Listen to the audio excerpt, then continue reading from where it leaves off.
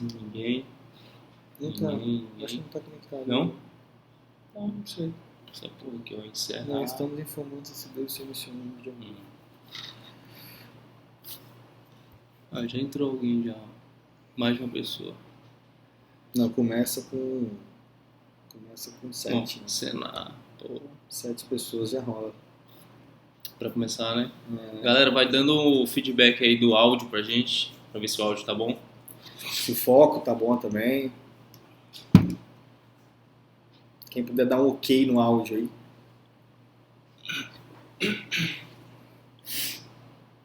Aí você fudido. Você? Pode ser da última vez, né, Pedro? Fala, Eric, beleza?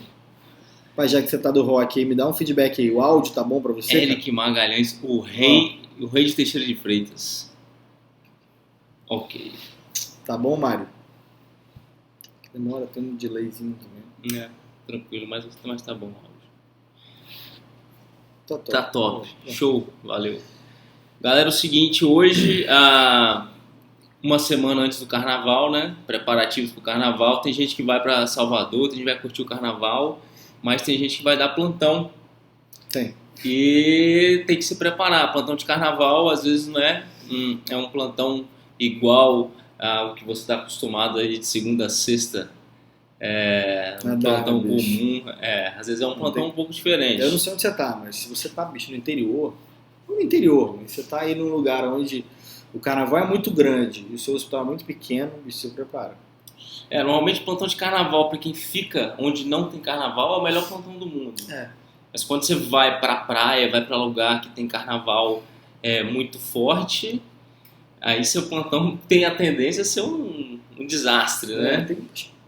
Tem muita coisa para falar dentro do carnaval. A gente escolheu um tema aqui, que é um tema que a gente tinha proposto da última vez, e era falar de intoxicação. Né? A gente queria pegar alguns temas mais recorrentes no pronto-socorro, principalmente quem trabalha aí perto de época festiva como carnaval, às vezes o cara dá plantão, às vezes até dentro do lugar, ele vai entrar em contato com esse tipo de caso. Né? Intoxicação, a gente vai falar algumas delas, vamos dar acho que uma noção prática do que a gente aprendeu ao longo desse tempo, o que a gente acha que vale a pena você aprender além dos livros, né? Além de decorar doses, de antídotos e essas coisas. Aprender a lidar com a intoxicação na prática médica. Né? Dá uma... Tá certinho. Então é o seguinte, vamos começar aqui. Então, a live é de intoxicação, a aula é sobre isso. E eu vou começar te falando sobre o perfil do doente que vai chegar para você. Na grande maioria das vezes eu estou falando de um adulto, um cara adulto jovem. 90% aí a intoxicação vai ser por via oral, tá certo? Então adulto jovem, intoxicações por via oral. O mais importante quando ele chega lá na sua porta, na tela ou na emergência, não interessa onde ele chegar, é você pegar a história. Você está falando de uma intoxicação. Então, depende muito de como esse cara chega. Por exemplo, se chega eu e Igor aqui, e eu falando que Igor usou isso e aquilo, ficou fácil. Né? Mas nem toda história é assim. Mas se você chega com alguém para informar, facilitou. Se você chega sozinho, carregado na ambulância... Mais difícil, né? Uma sacada da prática aí que eu aprendi é o seguinte, dá uma olhada no bolso do doente. É um lugar que você pode encontrar, às vezes, uma droga, às vezes um remédio que ele usou, às vezes o remédio da mãe dele que ele tem apego, você não sabe se foi uma tentativa, às vezes até de suicídio. Então, tipo de medicação, se ele te relatar para você, pergunta qual, vê as cartelas, porque é difícil ele falar, eu tomei 20 comprimidos, imagina. É difícil de você saber, mas uma sacada boa aí pega a cartelinha. Né? Pega a cartelinha, vê quantos comprimidos estão faltando ali e você pode partir daí. Já é uma forma de você começar, às vezes, na frente. Se tem algum outro material suspeito que ele possa ter ingerido, é uma coisa interessante também. E a partir daí, história do exame físico. Definiu o que esse paciente tomou, se ele tomou alguma coisa, coletou lá a história com os amigos e familiares, partiu para examinar esse paciente. Seu exame físico ele tem que focar em três pilares principais, que você vai focar no respiratório, no cardiovascular e no neurológico desse paciente. Isso. Como a gente sempre fala aqui, sempre que você tiver frente a um caso potencialmente grave, paciente que pode evoluir mal, você tem que monitorizar esse paciente, você tem que garantir a vida desse paciente, saber identificar se esse paciente vai precisar de ser entubado, se esse paciente vai precisar de um acesso mais calibroso, um acesso central. E nesse caso, o neurológico é muito importante, né? Avaliar o Glasgow do paciente. Consciência mesmo, se ele está vigil, não está. Se ele está interagindo com você, se ele está conversando. Até porque a gente tem aqui, antes de a gente dar esse siga a seta para você, esse passo a passo, lembrando que a gente tem, talvez você vai encontrar 3 grandes drogas aí de intoxicação, falando de intoxicação ali por abuso, né? Diferente da intoxicação, aquela que você está fazendo uma tentativa de suicídio, não é isso? Vamos pensar no carnaval. Carnaval mesmo, festa, intoxicação de festa. Álcool, alucinógenos, por exemplo, LSD e cocaína. São os três pilares aí. Né? Nas 3, na história, no exame físico, mas basicamente na história, ali, logo no começo do exame físico, você consegue chegar rápido ao que você está tratando. Né?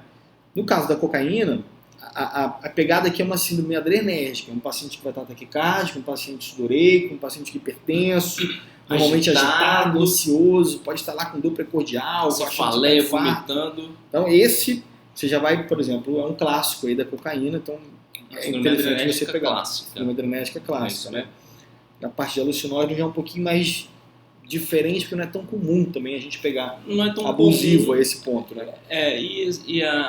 As características são mais do paciente que ingeriu altas doses de LSD é totalmente diferente, né? O cara vai chegar alucinando, sem esses sintomas de síndrome adrenérgica, agitado. Síndrome dissociativa, né?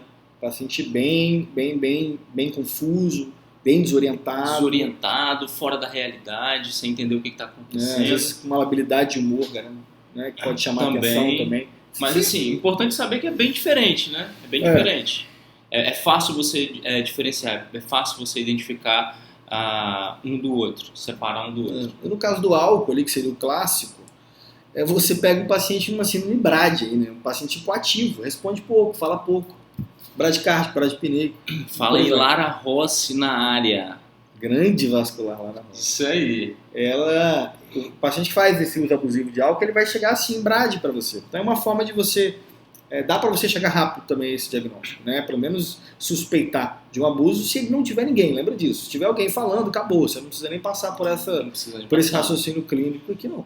Mas no caso do álcool também bem diferente, né? O paciente vai chegar comatoso, normalmente com abuso, né? Não responsivo. Então, assim, se ninguém viu, também vai ser mais tranquilo para você conseguir identificar essa diferença. Então, assim, mas falando de álcool também, sem pensar na questão do carnaval em si, mas é comum também você pegar pacientes com intoxicação por opioide. E nesse caso eu lembrei porque é curioso, porque é muito semelhante ao álcool, né? Tem assim, a maneira que a gente aprendeu na prática de diferenciar. Miose. No caso do opioide, né? Você consegue identificar uma miose extrema do paciente. Já no álcool, não. Apesar de que no carnaval, né, você vai pensar mais em álcool e um paciente internado, você não vai pensar que ele estava bebendo, você vai pensar que ele provavelmente estava com uma intoxicação por opioide, o cara está com dor, né, fazendo analgesia. Mas acontece, assim, a gente está falando de intoxicação, mas assim, acontece, o paciente com dor crônica, ele está tomando Vicodin igual House, né, ele toma 10, 20 e chega para você lá desse jeito, e é uma forma de você diferenciar, você pode já cair pensando que é uma intoxicação por álcool, porque isso é uma síndrome bem BRAD. E se ele não te fala nada, qual remédio, uma forma de você chegar é isso aí. É uma sacada que funciona e é prática, é real. É isso aí. Mas assim, vamos falar da parte prática agora. A gente já discutiu aqui as principais drogas que você pode pegar nesse carnaval, mas pensando em intoxicação por abuso ou por tentativa de suicídio, independente de qualquer coisa, a primeira coisa que você tem que fazer, você tem que seguir um passo a passo quando você estiver frente à intoxicação por droga. Então, você reconheceu que esse paciente está intoxicado, você tem que começar a pensar, a buscar maneiras de identificar qual é o tóxico, né? Qual é a droga que esse paciente ingeriu, e você tem que entender qual é o risco. Se esse paciente é um paciente potencialmente grave, ou se foi uma pessoa que falou que tentou se suicidar, então tomou um comprimido de paracetamol. Então, você identificar se esse paciente é um paciente potencialmente grave vai fazer toda a diferença quando você tiver que manejar esse paciente. Esse é o passo a passo que a gente quer que fique na sua cabeça. Paciente com intoxicação, tem um primeiro passo, reconheça, é uma intoxicação. Segundo, identifique, se possível. Terceiro, classifica ele de risco. É risco, é um paciente que você precisa mandar ele para emergência, monitorizar e fazer um monte de coisa que a gente vai conversar, ou não, você pode continuar ali no consultório, conversando com ele, falando, encaminhar ele para medicação, tranquilo. E outra sacada aqui é o seguinte, a gente não falou ainda, a gente está só esperando um momento crucial. Nesse momento, você está classificando o risco, se tiver alguém que possa fazer isso para você, às vezes alguém da enfermagem, alguém da equipe, até mesmo você, se tiver tempo, já liga para o tóxico do seu estado. Já liga, já passa os dados, se você já tiver a medicação, a dose, já passa tudo para o tóxico. O tóxico tem um sistema muito bom, vai te ajudar muito em relação à dose, em relação ao que você vai fazer. Mais que você já saiba, já queira adiantando, tudo bem, mas liga, é muito importante. Né? Pô, tem muita coisa que os caras trabalham com isso, né? Tem um plantão para isso, né? Eu acho uma boa você ter, às vezes, o telefone do tóxico. Se você não, às vezes não está num lugar que você tenha fácil acesso à internet. Salva. É bom ter na sua agenda. Para quem está no interior aí, né? Salva, salva mesmo. Salva. Vale muito a pena. Depois que a gente classificar, então, se eu coloquei meu paciente com gravidade ou não, aí que eu vou partir, vamos dizer, para resolver. E como que a gente resolve isso? Né? A gente botou aqui duas formas básicas, né, para resolver. É assim, se você precisa... Se você... Não, para resolver é o seguinte, você precisa de duas coisas. Ou você diminui a absorção da droga, tá? Ou você aumenta a excreção dela, ou retira ela do sistema, vamos colocar assim. Então, obviamente que a gente está falando de intoxicação, você já ouviu falar de lavagem gástrica, de carvão ativado. Então, basicamente é isso. Essas duas substâncias, elas garantem ou aumentar a absorção ali da droga, você vai diminuir, na verdade, a absorção dela, porque o que você está usando, que é o carvão, está absorvendo aquela medicação, ou você está lavando, você está trocando aquilo e tirando aquilo do sistema. Então, basicamente, só tem isso que você pode fazer. Ou você tira dali, ou você reduz a absorção do corpo. É a única forma que você tem de lidar com uma intoxicação. É isso aí. O problema é se tiver passado muito tempo. Né? Acho que até antes disso, é importante você entender que a parte de classificar a gravidade da intoxicação é importante, porque se você identificar um paciente que está com o neurológico afundado ali, com algum tipo de arritmia, um ataque à arritmia, uma bradiarritmia, é claro que em primeiro lugar você vai estabilizar esse paciente, garantir via aérea, etc. Se esse paciente é um paciente que você consegue agir dessa maneira, fazendo carvão ativado ou lavagem gástrica, é um paciente que, a princípio, ele está mais tranquilo, ele está estável hemodinamicamente, é um paciente que você não vai precisar, naquele momento, de entubar ele. Então, assim... a ideia aqui, o Reuter até está falando aqui, né? E tratamento das consequências. Claro, porque, pensa bem, a história aqui é o seguinte, eu tenho um paciente que chegou para você com 20 a 30 minutos, nesses dois casos eu vou ter indicação tanto de usar o carvão, hoje em dia até se prefere que se use o carvão, tá? Na maioria das vezes ele tem um resultado ainda melhor do que a lavagem, mas você pode lançar a mão das duas coisas. Às vezes você não vai ter carvão lá no interior, mas sonda e soro você vai ter. Então você pode partir para a lavagem. Basicamente, para as duas opções, eu preciso do mesmo tipo de paciente. Eu preciso de uma intoxicação num curto intervalo de tempo. Né? Então, no caso do álcool, por exemplo, o carvão já não vai fazer sentido nenhum. Porque primeiro, que não absorve. Né? Lavar também já não vai adiantar mais. Lavar o estômago, não. Né? Então, tem algumas coisas que você não tem como você usar. E a questão do tempo é crucial, né? Porque não adianta, você não vai tentar fazer carvão nem fazer lavagem gástrica um cara que está intoxicado há 5 horas. Então, assim, a gente bota o tempo, que é o tempo que a literatura recomenda, que é até 60 minutos. Né? 1 hora de intoxicação é a hora que você vai poder agir em relação ao carvão e à lavagem gástrica. E uma coisa que a gente até estava discutindo outro dia sobre intoxicação é que no livro fala dessas duas opções e é interessante você conhecer as duas opções, mas dificilmente você vai usar as duas ao mesmo tempo, né? Porque é um cara que... Quem foi? É um cara que está intoxicado há 30 minutos, por exemplo, você fez um carvão para tratar ele, para absorver aquela droga que ele fez uso. Como você vai lavar esse cara depois se já deu os 60 minutos, né? Então, assim, ou um ou outro. Não dá para fazer as duas coisas mesmo, não. Então, assim, no livro não fica claro isso lá, mas é uma prática que você percebe quando você for fazendo. Ou você vai fazer lavagem ou carvão, basicamente isso. O problema para os dois também é o mesmo, né? Aqui, nesse caso, que você vai passar uma sonda, pensa bem, você está passando uma sonda na pessoa, dando um copo para ela beber, que seja. Você precisa que esse paciente esteja com um nível de consciência preservado e que você não precisa ter protegido a via aérea dele, obviamente. Tá? Senão, é o que Igor falou, se esse paciente chegou para você rebaixado, então antes de você pensar em carvão, em lavar, você vai estar entubando ele, você vai estar protegendo a via aérea. Tá? Essa é a primeira coisa e essa é a contraindicação, mas é uma contraindicação que depois você pode mudar, porque assim que o paciente estiver com a via aérea protegida, você pode sim sondá-lo e usar o carvão e lavar, não tem problema nenhum. Tá? Mas se esse cara tiver com Glasgow rebaixado, esquece lavagem gástrica, intuba esse cara logo. Antes de intubação. Né? É isso aí. Dalila, você perguntou sobre gestação. Basicamente, o que vai mudar aí é acertar. Legal, obrigado, desculpa, não consigo prestar atenção. Dalila, é o seguinte, para gestante não vai fazer muita diferença em relação ao tipo de medicação que eu estou usando, ou sei lá, ou usando a sonda, ou usando o carvão. Na verdade, aí é parte das consequências, realmente, porque eu estou lidando com num estado fisiológico onde eu vou ter algumas coisas que estão diferentes. Por exemplo, hipercoagulabilidade, por exemplo. Se eu estou pensando num carbamato ou no antagonista da vitamina K frente a uma mulher, isso frente a uma gestante, na verdade, vai ser diferente.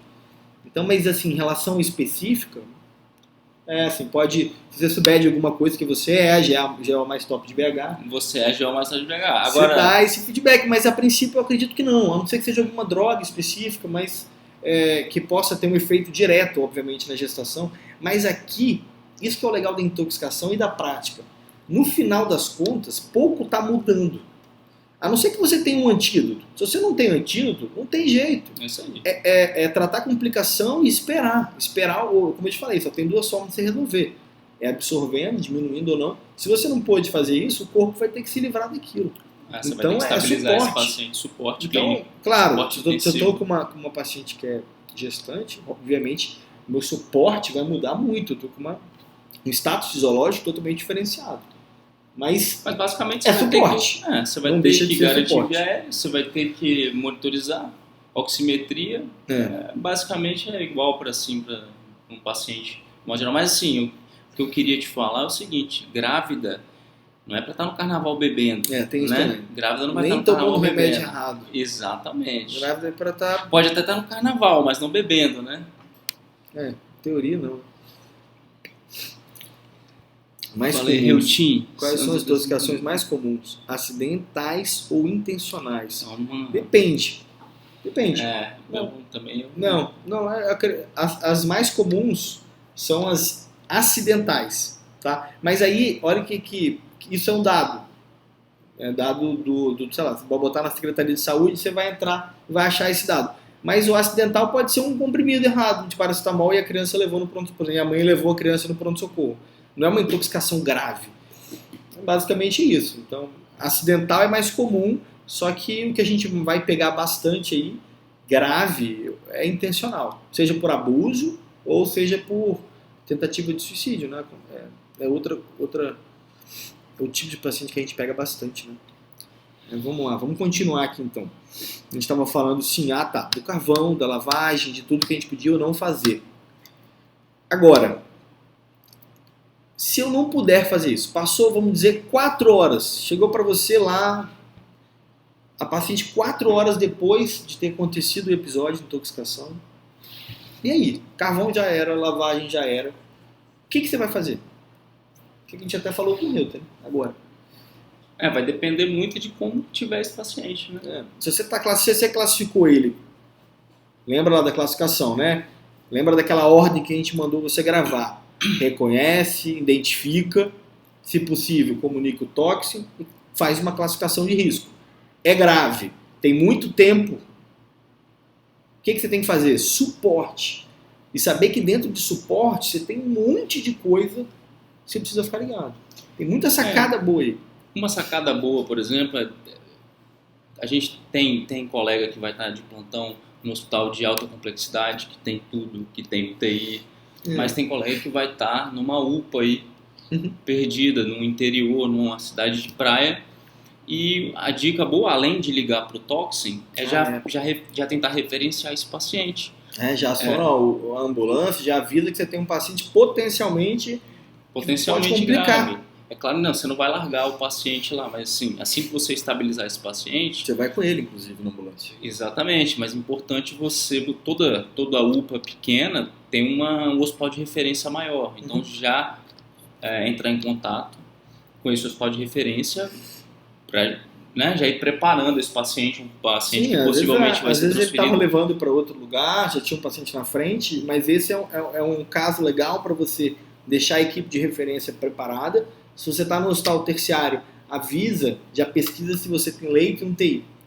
Tá? Esse paciente é um potencialmente grave, pensa bem. Ele ingeriu, vamos dizer aqui, uma série de medicações, ou fez uso abusivo de cocaína, por exemplo, já passou muito tempo do uso, já tem 4, 5, 6 horas, você não tem mais opção o que fazer, a não ser dar suporte para ele. Tá? E tratar as complicações que são várias. Né? Quem está assistindo aí sugere alguma complicação aí que tenho certeza que vocês podem imaginar. Álcool, cocaína, ou seja, mesmo por antidepressivo, beta-bloqueadores, digoxina, isso aí não, opioide, tem um monte. E as complicações também são diversas, né? Só antes da gente falar das complicações, Catarine, o IFA, essa mensagem é para mim, porque eu estudei no IFA. Você tá fazendo 10º período. São os carbamatos.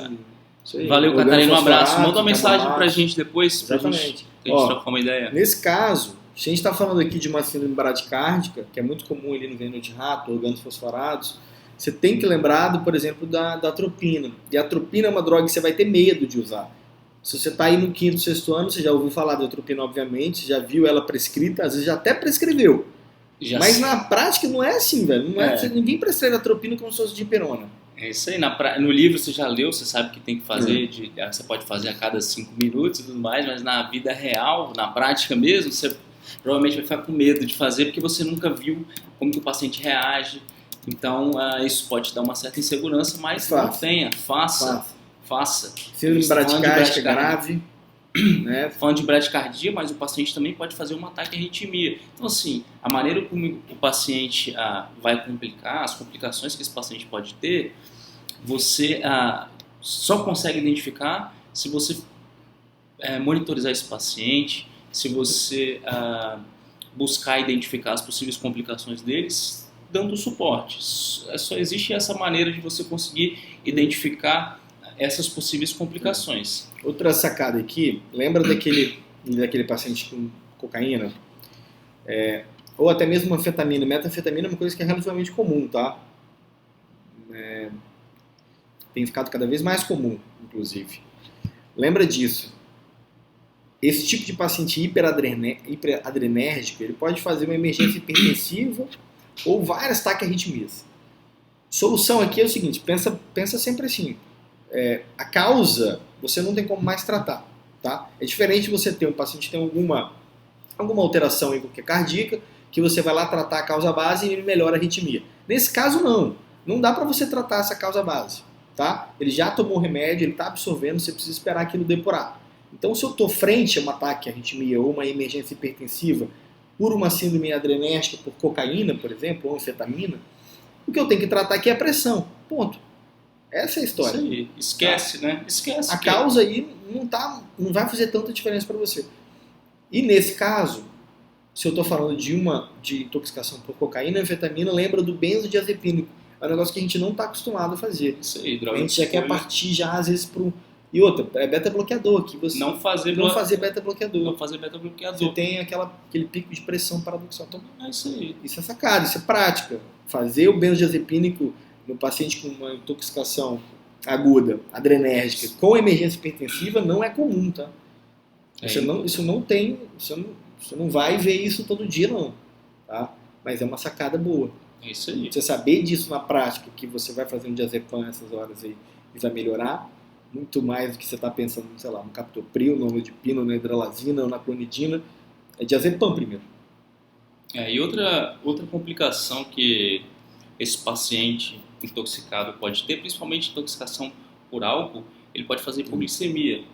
Então, você ali, às vezes parece que é bobagem também, e muita gente esquece na hora de avaliar um paciente grave, é você fazer uma glicemia de jejum, não, fazer uma glicemia capilar ali daquele paciente no leito, porque se você identificar o paciente com hipoglicemia, você consegue corrigir facilmente. Você consegue corrigir. E os sintomas são terríveis, tá? E se você não identifica, não faz a glicemia capilar, ele pode fazer inúmeros sintomas que pode até te deixar perdido, que pode te confundir no meio dessa intoxicação. A gente até não comentou muito de exame aqui, né? Mas esse paciente, acho que vale a pena, né? Até que se você ligar para o Tox sempre recomenda alguns parâmetros básicos de laboratório. E cadê você, nos quadros de intoxicação você vai fazer isso, você vai seguir um screen aí de exames laboratoriais. Um deles é a glicemia capilar, óbvio. Tá? Saturação de oxigênio, glicemia capilar, você vai fazer. Acabou. Então já resolve esse problema rápido. Se você reconhecer uma hipoglicemia, já resolve, não deixa aquilo progredir. Né? Abaixo de 60 e 70, que é a prática, e já começa a tratar. É isso já aí. Tá bem. E dá pra gente falar também de uma outra complicação desse tipo de paciente. Eu vou contar uma história. Não sei se é a mesma. Fala aí, porque eu olhei aqui. Convulsão. Esse paciente pode convulsionar. E aí tem gente que também entra em desespero, né? Porque não está acostumado. Convulsão também não é tão o dia a dia do plantão. Não, eu tenho uma história para falar disso aí. Eu lembro um plantão em São Paulo, em Santa Helena, que era um hospital lá particular, mas era um plano, um convênio bem regular. E nesse dia chegou uma paciente jovem, ela devia ter uns 20, 30 anos, com uma história que tinha tomado um monte de remédio. E tinha muito tempo, também tinha umas 3 horas mais ou menos. Eu lembro que na hora a primeira coisa que eu fiz, acho que foi ligar pro Tox, pra falar a verdade. Acho que eu nem conversei muito com ela. Eu falei, espera aí. E já fui ligar pro Tox, porque ela tinha o tal comprimido, né? E aí ele me falou algumas coisas e eu lembro dele ter falado assim, olha, ela pode convulsionar e tal. Eu falei, bom, ela tá relativamente bem, eu vou deixar ela lá atrás, na medicação. E eu nunca tinha manejado uma síndrome convulsiva sozinho. E esse dia eu tava sozinho, porque tinha um tal revezamento lá. Ficou com medo? Rapaz, eu fiquei com medo quando ela convulsionou. E ela convulsionou muito, não muito, porque é muito ou pouco. Mas ela convulsionou real, ela estava sentada na medicação e começou a convulsionar. Eu não tinha me preparado para aquilo. Na hora eu pensei no diazepam, mas sabe qual foi o que mais me deu medo na hora, cara? E eu acho que eu quero trazer por causa disso. Porque eu não sabia se eu fazia IM ou EV. E a paciente estava no meio da convulsão. E aí, é EV? Eu tenho que parar, pegar uma veia? Se fosse o Henrique César, ele que é o rei da convulsão, ele ia conseguir manejar bem. Mas assim, não tem problema. Não, na verdade, o que eu fiz, né? O enfermeiro falou. IM, doutor. E eu... Enfermeiro que fez.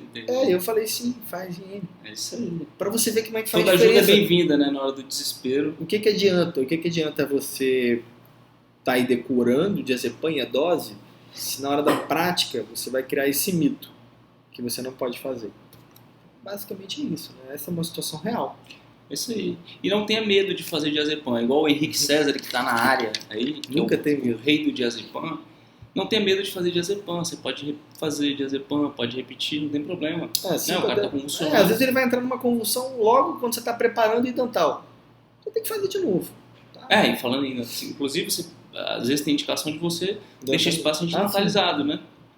Vai precisar deixar esse paciente, né? O idental tem uns macetes para você fazer. precisa nem Não- saber a dose. Não precisa saber a dose não. Não É adianta peso ligar. médio e pronto. Você precisa só disso. Isso aí, Mas né? estuda a dose. Dá uma olhadinha na dose, é bom saber. Eu faço assim, 2 ampolas de 8 em 8 horas, é igual o neuro me ensinou, 2 ampolas de 8 em 8 horas de femibarbital, deixa o paciente bem dentalizado, né? Esse paciente É uma adulto, prática, é 70 uma quilos prática. mais ou menos. Existem os... Se você quiser ver lá direitinho, você vai ter que botar na bomba, existe uma infusão por minuto, uma dose certinha, mas a prática ela vai entregando algumas coisas, né? Com o tempo, você se resolve um pouco mais rápido. Né? Mas isso aí, acho que o recado que a gente queria deixar é que a prática médica nesses momentos, né, a prática clínica, você dominar, ter tranquilidade para atender esse tipo de paciente, muito mais do que saber de cor os antídotos. Eu sei, né? É legal, né? É legal o antídoto, mas você tem que ter isso. Todo mundo não sabe. precisa decorar. Qual que é o antídoto do opioide? Se alguém tiver aí, souber, responde. O antídoto do opioide até que a galera sabe de um Então, modo deixa geral, o pessoal né? responder. Vamos ver. Henrique César é o rei dos antídotos aí, ele deve saber, mas de um modo geral são muitas drogas e muitos antídotos e doses, então assim, você às vezes tem uma tabelinha, né, com os antídotos. E antídoto pra... A gente podia deixar no stories depois uma tabela. É bom ter essa tabela, mas mais importante do que saber de cor os antídotos é você fazer esse primeiro atendimento do paciente, identificar a intoxicação, aqui no ZU é a Narcan. gravidade. Mesma Narcan. coisa, ele É isso aí, Narcan. é a fera. Famoso Naloxone. E pra... tem um monte, né? Tem muito. Paracetamol. Monóxido de carbono. Monóxido de carbono level é hard. oxigênio, né? Mas é hard, eu sei. Não, pode ser fácil. Paracetamol é o... Paracetamol era um clássico também. Paracetamol, sim. Esqueci. Eu vou te tô contar, lembrando mano. agora. Se eu contar, fica fácil. Não é flumazine. Acetilcisteína. Paracetamol. Então, mas tem vários, né? São várias drogas, vários antídotos. Não é o nosso dia a dia, mas o importante você, além de reconhecer a intoxicação, saber identificar o paciente potencialmente grave, é uma coisa que a gente bate na tecla, que a prática vai te dar. E aí, identificou esse paciente potencialmente grave, dá um suporte clínico mínimo para ele, né? Que é monitorizar oximetria de pulso, garantir via aérea desse paciente. Alguém quer perguntar alguma coisa aí? Quem tá aqui, os 10, é isso aí. Live é isso aí, cara. Quem tá aqui, pô, muito bom que vocês acompanharam aí, quem ficou mais tempo. Quem quiser perguntar alguma coisa, quem quiser dar algum feedback. Henrique César, você que domina a arte da intoxicação, do atendimento do paciente grave. Matheus, é Matheus? Você não tem dúvida. Matheus Gomes aí, NCT tem isso aí, tá certo? Mesmo, parece que tá bom. Mas tem alguma dúvida, quer perguntar alguma coisa, quer falar alguma prática sua aí pra gente comentar depois? Se não, manda aí depois, manda um direct pra gente. E a fórmula, o formato vai ser esse, vai ficar cada vez mais constante, a gente deve ter às vezes um horário um pouco melhor, a gente vai ajustar isso, né? Mas vai ficar constante isso. A gente vai produzir uma live dessa com conteúdo com conteúdo semanal, tá? E essa live vai ficar aberta só 24 horas mesmo. É o tempo que o Instagram, suporta a live do Instagram. Depois a live a gente acaba salvando e o conteúdo é nosso. E é importante isso. É importante que você esteja lá para ver. Não tem jeito. Tem que estar presente para assistir esse conteúdo aí. É isso aí. E você que vai estar de plantão no carnaval pode estar à frente a uma intoxicação neste carnaval, que é muito comum, né, no carnaval. Se tiver, trata, faz direitinho, marca a gente lá, faz siga uma as lembrança dicas pra gente aí. É isso aí, siga as dicas e tema salve essa vida. Salve essa vida. Qual é o tema da próxima aula? Tema da próxima aula. Qual é o tema da próxima aula? Rapaz, carnaval é bom, sabe por que carnaval? Tem muita porrada também. Trauma. Acho que não trauma acidente de carro, não. Não, trauma de trauma, soco no vidro, lesão de artéria radial. É bom. Trauma, ferida traumática, até a gente falou, briga. TCE acontece muito. TCE acontece muito. A gente pode falar disso. A gente pode continuar nessa pegada do carnaval. Vai dar muito ponto no carnaval. Isso vai dar no meio do carnaval, muito ponto. Tem muita coisa pra falar de ponto aí, legal. Calma aí, voltou. gente pode falar umas coisas de estrutura mesmo, umas coisas bem práticas dicas de estrutura, sabe? De higiene na prática, de antibiótico. Acho que tem muita coisa legal para falar disso. Né? Atendimento ao paciente espancado, pode ser. Essa é uma boa. Carnaval é isso, né? Desidratação real. Intoxicação por droga, briga, o que mais? Desidratação é muito bom mesmo. Desidratação é muito bom, Lelê. Sempre bom falar. A gente falou um pouco de desidratação na aula de dengue, né? Na aula de dengue. A gente acabou falando um pouco, não um pouco, a gente falou até bastante, porque toda desidratação, basicamente, é classificada também da mesma forma, né? Você tem alguns graus de desidratação, o tratamento vai de para casa, hidratação oral e depois venosa, mas sim, é uma coisa legal para você falar é bom também. No carnaval também, né? Lembrando, se você for beber no carnaval e você vai, beba água também, né? Não beba só cana e cerveja. Beba água também. Peterson Ferraz, o rei da endoprótese bifurcada. Ele tá na área. Ele sabe, ele tem a manha do paciente grave no carnaval, ele conhece, ele domina. Ele teve já altos carnavais já juntos, né? Altos carnavais de plantão. Altos carnavais de plantão. Mas é isso aí, galera. Um abraço.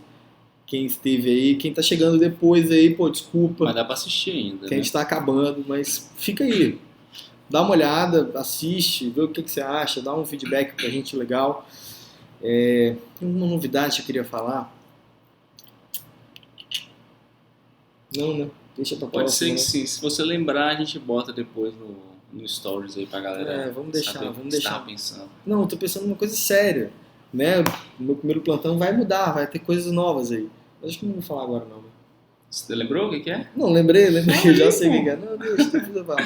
Então tá. Deixa pra depois, galera. Valeu, galera. Um abraço. Falou, tchau. Valeu. Isso aí. Não virou só. Aqui, essa é o botão, velho. Não foi possível salvar. Não foi possível? Não foi possível salvar. Por quê? Tamanho? Vê na bateria, não? Pode ser. Tá carregado aí?